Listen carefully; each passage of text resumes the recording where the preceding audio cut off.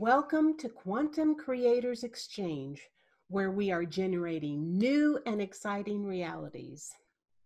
Well, our weekly question is from Hillary Gatehouse, and her question is it possible for anger to accumulate to the point where it becomes an entity magnet?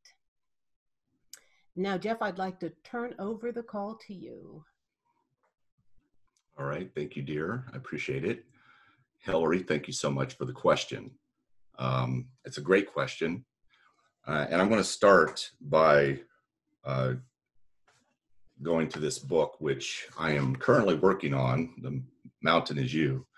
I'm working on this to turn it into a workshop around self-sabotage and some of the things that we do to sabotage our lives and our ability to manifest and the way we get in our own way of creating.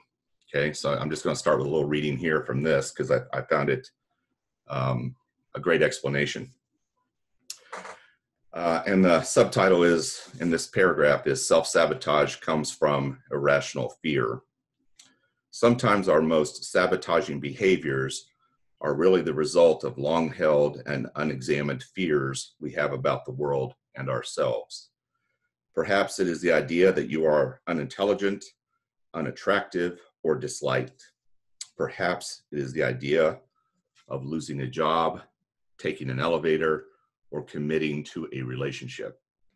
In other cases, it can be more abstract, such as the concept of someone is coming to get you, or violating your boundaries, or getting caught, or being wrongly accused. These beliefs become attachments over time. And that's kind of where your question is, Hillary. And I see this quite often. Remember, we are creators. We are part of the creator of all that is. And so we're creating all the time, whether we know it or not. We're creating all the time, whether we're conscious of it or not. And we are so powerful because we're connected directly to the creator.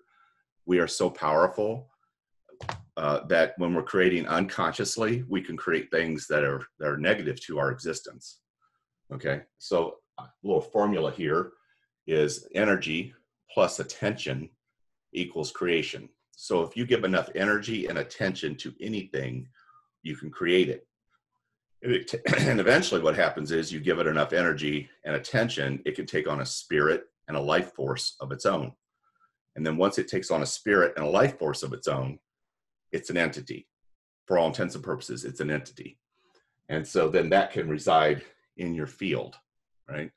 And one of the best pieces of attention, or the most powerful pieces of attention, is adverse childhood experiences or anger that you've stored over time, or things that happened to you as a child, and you keep ruminating on that and keep going back to it. And then eventually the memory can even fade of that. And then this is just in the subconscious. That energy is locked in the subconscious and it's going over and over and over. It's running over and over and over. And that's energy and attention, energy and attention. And then you create something out of that. And it's always not good. Okay. So that's how it works. Energy plus attention is the way we create. You have this in here, you can create it in the field. I want to zero in on one specific kind of entity that I see very, very often in people's fields. And this really leads to a lot of serious self-sabotage. And I'm going to read one of my manuals, one of the manuals that I was trained with. And pardon me while I read, but I find it so enlightening. I think you will too. Okay. And what this is called, it's called an evoked living sorcery, a living being of sorcery. Okay, that's what the name of it is. So again, you can be given it energy. So now this entity is in here, and then since it's inside, it's especially insidious because you think something is out here. You think some entities can be out here. Okay, external things. But this one is internal. So this would be the evoked living sorcery, a living being of sorcery that you've given attention to and created. And so here's how it impacts you. This evoked living sorcery is not just a process or programming. It confirms to be a living being of sorcery that is within the body-mind-field complex and the life of the affected individual. There can be many within and affecting the individual. They are physical etheric in their nature and construction. Okay, just as a side note, you have a physical body, the next layer out from that, because there's multiple layers in this field, but the next layer out is the etheric body, okay? And etheric is you can't touch it, and it's a higher vibrating mass, okay? So that's what this is. That's what this is, physical etheric. So it has a physical kind of connotation to it because it exists in the field, but it's still etheric because it's the next level out. All right, they are physical etheric in their nature and construction, a form of living physical etheric being of sorcery. This is like an ultimate form of attack. It is also like a location within the body-mind-field complex. It is a form of living possessing influence of black magic sorcery within the body-mind-field complex, containing all the programming and processes of black magic sorcery. It is living and sustained off of the life force energy of the individual like a parasite, constantly depleting the individual. So you use life force to create. Life force comes in, you use it to create. Some of it is literally siphoned off to that being for it to live and exist. So that's less life force that you have available to you to create your world, to create your reality. This is also like a matrix of black magic sorcery and contains millions of influences and processes and programs. Due to the fact that it is a being, it also contains sentience and can foster its own processes of black magic sorcery. It is like a sorcerer within the body-mind-field complex that can constantly perpetrate upon the individual a form of foreign intelligence. They cannot be identified as a form of being, even as a process of black magic sorcery, any form of attack, a possessive influence attack, etc. And yet, it is all of these. They confirm to be evoked and then placed in the body-mind-field complex of the individual. They may no longer be connected to or orchestrated by original creators or evokers. So this can be your own creation. It can be a creation of somebody else that's thrown into your field as well. Remember, energy plus attention, okay? So they can come from multiple places. And I've seen multiple versions of this within a person's field. And the more they have, obviously, the more life force is drained off. The more that are in there, the less energy is available to you to create. It confirms that all of the other forms and entries on black magic sorcery have been sourced or generated from these forms of evoked living sorcery. So here's what I find with a lot of people and why this is so insidious, so insidious. The ones that you created in here know you backwards and forwards. They know you backwards and forwards. In other words, they know your fears. They know where you're vulnerable. They know what sets you off, and they play to that because they get their jollies from making your life a living hell.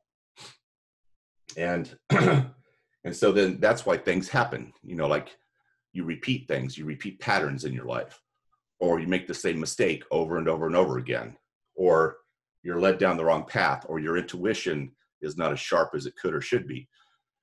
You're a spiritual being connected directly to the creator. Your intuition should be 100% on. So you come up to a Y in the road and you have to choose to go left or you choose to go right. And that should be 100% picking the right path.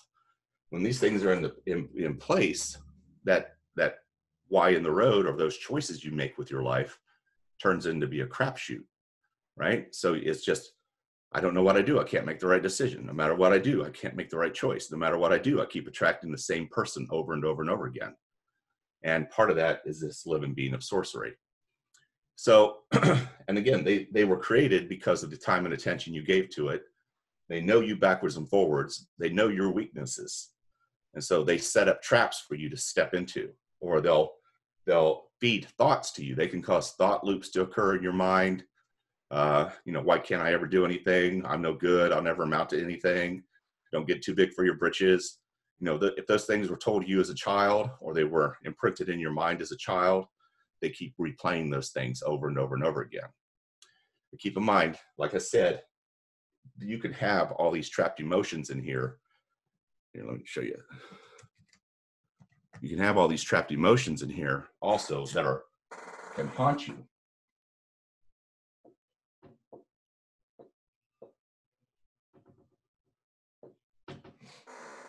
And the memory of them from you is long gone. So you're paying a price, you're sacrificing your existence, you're being impacted from things that happened that you weren't able to process and let go of, and you're holding on to them. And then that energy is fed into the creation of something that is even more insidious and can come back at you and literally destroy your life. So hope that answers your question, Hillary. Again, I appreciate it so much. That's a very serious and legit question. One thing I do want to point out, one of the reasons that we're going through all the chaos that we're going through in this world is because we have 7 billion people on the planet that are literally unconsciously creating. And so you can see how we can end up in a world of chaos when you've got so many people doing this kind of stuff. So the solution is always to make this field as clean and clear as possible, as pristine as possible, so that all the life force comes in, is being used by you, is available to you and you only, so then you can create your reality, and then you can assist and create a new reality in the world. Okay, and that's the way you change the world. And I really want this to get through to everybody. You're not going to change the world by protesting. You're not going to change the world by going down and voting for the lesser of two evils. You're not going to change the world by sending off letters to your congressman or whoever it is you believe is in authority. The world doesn't change like that. What happens is we get 7 billion conscious creators in the world, being who they came here to be, doing what they came here to do, and you change the world through consciousness. And it starts in your body, mind, field complex. You have to start with you. And then you can look outside and go and assist the world from there. But if you start trying to assist the world with this mess, you're just going to add to the chaos. Okay. Hope that helps. So again, I appreciate the question. And Beth, I'm going to turn it back over to you, sweetheart.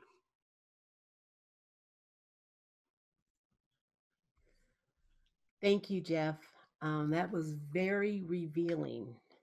And I would like to take this time to thank each and every one of you for joining us on this call. And we look forward to being with you next Friday, July 31st at 1 p.m.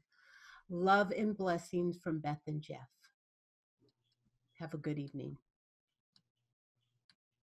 Do you want more additional resources?